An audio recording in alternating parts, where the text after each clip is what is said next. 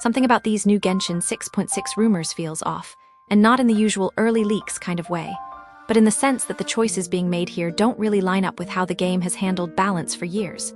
Because suddenly, out of nowhere, we are looking at a patch that might buff Jean, Eula, Amber, Lisa, Kaeya, Noelle, and Mika all at once, which sounds exciting on the surface, but also raises a much bigger question. Why now? Because if you have been playing for a while, you already know that these characters are not just slightly outdated, they are from an entirely different era of Genshin design. And for the longest time, the game has mostly moved forward by releasing stronger characters rather than going back and fixing old ones. So when multiple early game Mondstadt units get targeted at the same time, it stops looking like a balance patch and starts looking like something else entirely.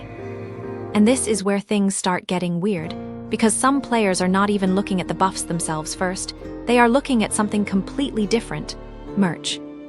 There is this ongoing theory in the community that previous Hex-style buffs actually lined up almost perfectly with batches of official character merchandise. And now, we are seeing a new set of Mondstadt-themed pins that just happen to include many of the exact same characters mentioned in these rumors, which sounds ridiculous at first, until you realize that the last time this happened, it wasn't a coincidence. So now the question becomes, is this plan that far ahead? And if it is, then these buffs are not reactive at all, they are part of a larger rollout that has been building for a while. Not just buffs, but even that explanation feels incomplete, because when you look closer at what is supposedly being changed, it doesn't sound like simple number buffs. We are hearing about better scaling, improved cooldown efficiency, and more importantly, stronger elemental synergy, which points to something much more specific. This doesn't sound like make Amber hit harder or increase Eula's damage. This sounds like make these characters fit into modern team systems, and that is a completely different goal. Because the biggest problem with old characters is not always their raw damage, it is the fact that they don't interact well with newer mechanics, newer reactions, and newer team archetypes. So instead of pushing their numbers up, these changes might be trying to pull them into the current ecosystem. Jean. And if that is true, then Jean suddenly becomes one of the most important characters in this entire patch, because her rumored buffs are not just about healing more, they are about improving her anemo utility, which might not sound exciting until you think about what modern teams actually need. Right now, teams revolve around synergy layers, reaction triggers, buffs stacking on top of buffs, and Jean has always been kind of awkward in that environment, because she does a bit of everything but doesn't fully commit to any one role. So if her buffs push her into being a stronger enabler rather than just a generalist, she could suddenly slot into teams that previously had no reason to consider her, especially if those teams are missing exactly what she provides. Eula.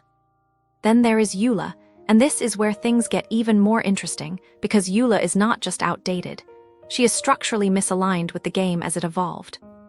Physical damage as a concept never really kept up with the rest of Genshin systems, and Eula's burst being inconsistent has been a long-standing frustration for players. So when rumors mention improvements to her scaling and burst consistency, it sounds helpful, but maybe not enough. Which leads to a bigger possibility that players have been discussing for a while, that Eula might not be getting buffed in the traditional sense, but instead indirectly reworked through these new systems, potentially gaining hybrid interactions or benefiting from broader team synergies that didn't exist before. The Varka Connection. And this is where everything starts to connect, because a lot of players are pointing at one specific character as the missing piece in this entire situation: Varka. When Varka released, one of the biggest criticisms was not that he was weak, but that his team options felt incomplete, like he was waiting for pieces that didn't exist yet.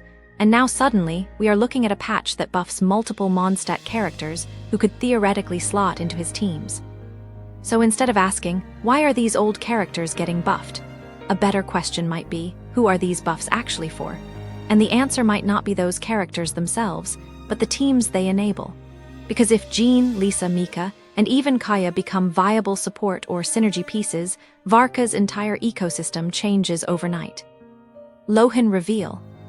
And right as this starts to make sense, we get another layer added on top: Lohen.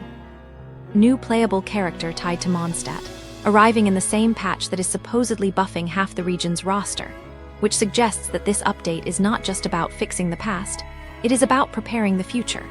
Because if Lohen releases into a version of Mondstadt where all the old characters are suddenly relevant again, that changes how players build teams, how they view the region, and even how they approach pulling for new units. It turns the update into something hybrid, part story expansion, part system overhaul.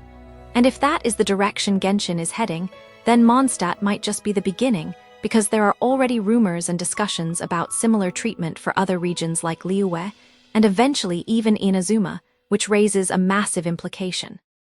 Instead of endless power creep, the game could start cycling through regions and revitalizing them, bringing older characters back into relevance through systems rather than replacements, which would be a huge shift in how long-term balance works. Reality check. But at the same time, we do need to stay grounded here, because all of this is still based on rumors, early data, and community interpretation, and there is a real possibility that some of these expectations are getting ahead of what will actually happen. Even in the community, you can see the split, with some players excited about finally seeing characters like Amber or Lisa get attention, while others are skeptical that these buffs will be meaningful enough to matter in the current meta. So the safest way to look at this is not as confirmed change, but as a potential direction, one that could reshape how Genshin handles its oldest characters. And honestly, that might be the most interesting part of all this, because for the first time in a long while, it feels like the game is not just adding new things on top, but possibly going back and rewriting what already exists. So now I want to hear from you. Which character do you actually want to see get buffed the most out of this list? And do you think this is finally the moment older characters come back? Or is this just another wave of hype that won't fully deliver? And if you enjoyed breaking this down together, make sure to like the video, subscribe for more Genshin analysis, and I'll see you in the next one.